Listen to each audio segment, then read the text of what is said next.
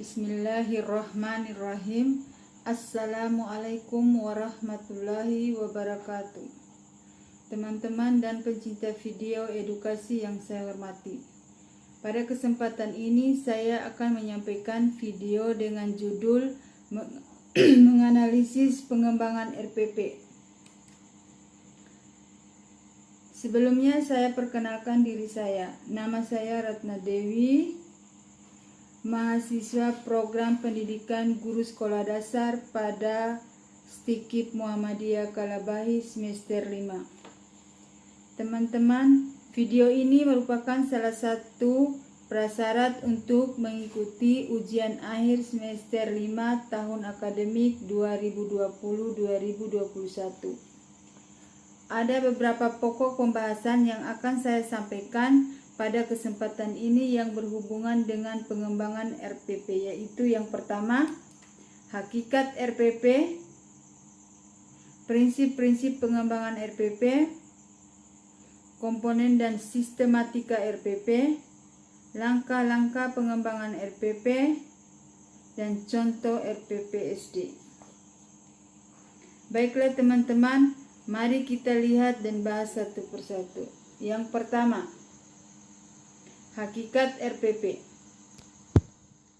Rencana pelaksanaan pembelajaran atau RPP adalah rencana yang menggambarkan prosedur dan perorganisasian pembelajaran untuk mencapai satu kompetensi dasar yang ditetapkan dalam standar isi dan dijabarkan dalam silabus. Jadi, RPP merupakan persiapan yang harus dilakukan guru sebelum mengajar. Persiapan di sini dapat diartikan sebagai persiapan tertulis maupun persiapan mental.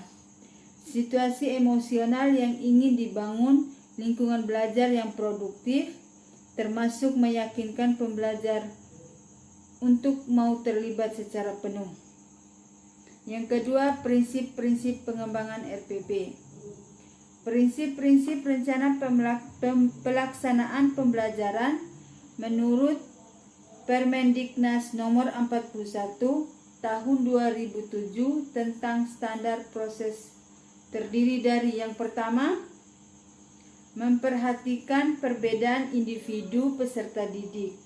Artinya, dalam pembuatan RPP, guru harus mampu melihat perbedaan cara belajar antara satu siswa dengan siswa lainnya, sehingga dengan mengetahui perbedaan secara belajar itu, maka guru harus mengetahui metode dan media apa yang harus disiapkan pada saat mengajar di kelas.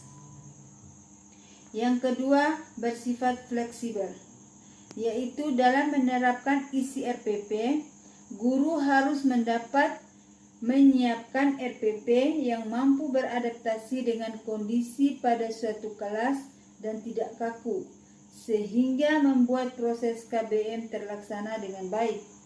Yang ketiga, mendorong partisipasi aktif peserta didik. Yang keempat, mengembangkan budaya membaca dan menulis.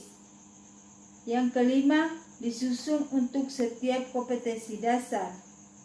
Yang keenam, memberikan umpan balik dan tindak lanjut RPP.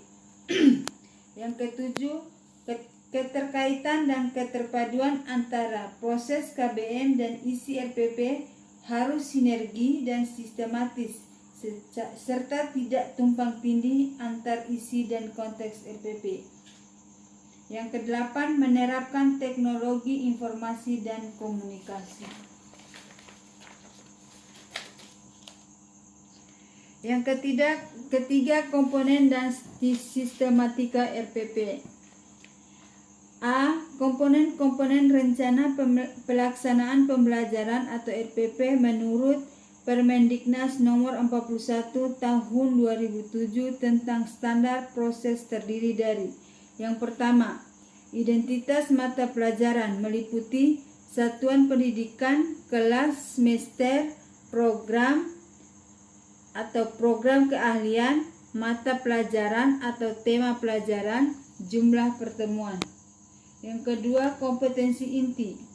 Kompetensi inti merupakan kualifikasi kemampuan minimal peserta didik yang menggambarkan sikap spiritual, penguasaan pengetahuan, sikap dan keterampilan yang diharapkan dicapai pada setiap kelas atau semester pada suatu mata pelajaran.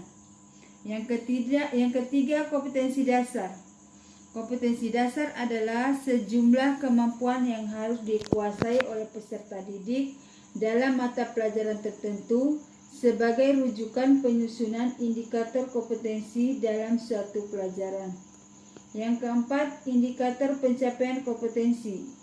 Indikator pencapaian kompetensi adalah perilaku yang dapat diukur dan atau diobservasi untuk menunjukkan ketercapaian kompetensi dasar tertentu yang menjadi acuan penilaian mata pelajaran. Yang kelima, tujuan pembelajaran. Tujuan pembelajaran menggambarkan proses dan hasil belajar yang diharapkan dicapai oleh peserta didik sesuai dengan kompetensi dasar. Yang keenam, materi ajar. Materi ajar memuat fakta, konsep, prinsip, dan prosedur yang relevan dan ditulis dalam bentuk butir-butir sesuai dengan rumusan indikator pencapaian kompetensi. Yang ketujuh, alokasi waktu. Alokasi waktu ditentukan sesuai dengan keperluan untuk pencapaian KD dan beban belajar. Yang kedelapan, metode pembelajaran. Metode pembelajaran digunakan oleh guru untuk mewujudkan suasana belajar dan proses pembelajaran agar pembelajaran peserta didik mencapai kompetensi dasar atau seperangkat indikator yang telah ditetapkan. Yang kesembilan, kegiatan pembelajaran. A. Pendahuluan atau apresepsi. Yang B. Inti. Yang C. Penutup. Yang 10, penilaian hasil belajar. 11, sumber belajar. D. Kemudian sistematika RPP. Dalam penulisan RPP, sistematika yang tepat meliputi A. Standar kompetensi, B. Kompetensi dasar, C. Indikator.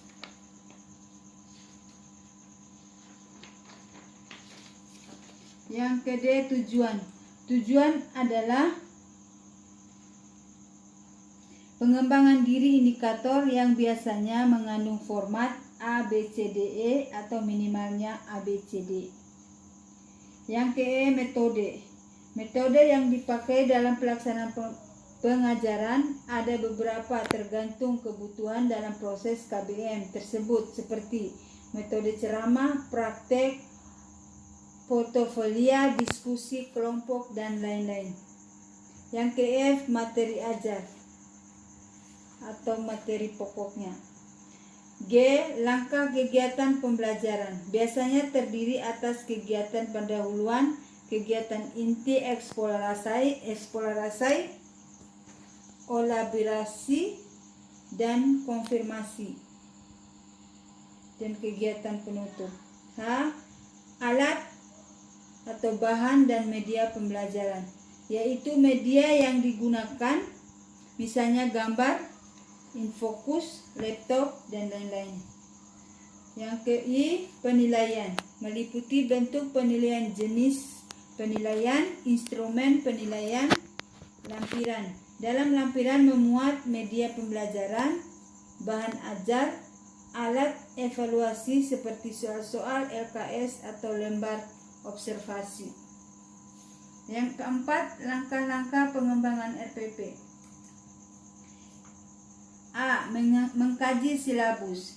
Yang dimaksud dengan mengkaji silabus adalah guru harus menganalisis silabus agar tidak terjadi kesalahan dalam menentukan KI dan KD maupun hal-hal lain yang harus ada dalam RPP yang akan mempengaruhi proses KBM. Yang B. Mengidentifikasi materi pembelajaran. Maksudnya adalah materi yang disampaikan pada siswa. Karena ini adalah kelas SD atau MI, maka materinya bersifat tematik atau terpadu. Yang C. Menentukan tujuan pembelajaran. Tujuan pembelajaran harus sesuai dengan KD yang akan disampaikan pada siswa. Yang D, mengembangkan kegiatan pembelajaran. Kegiatan pembelajaran harus dikembangkan oleh guru agar proses KBN tidak monoton atau kaku. Yang ke E, penjabaran jenis penilaian yang digunakan. Penilaian dalam proses KBN beragam bentuk dan jenisnya. Bisa berbentuk tulisan, portofolio, wawancara, dan lain-lain. Yang ke F, menentukan lokasi waktu. Waktu dalam sekali KBM untuk tingkat SD hanya 35 menit dalam sekali pertemuan. Yang G, menentukan sumber belajar. Sumber belajar bisa berbentuk buku siswa atau buku guru, dapat juga sumber-sumber lainnya seperti internet dan lain-lain. Contoh RPP. Teman-teman coba perhatikan salah satu contoh RPP yang ada di sekolah dasar, di mana RPP ini merupakan RPP tematik atau terpadu.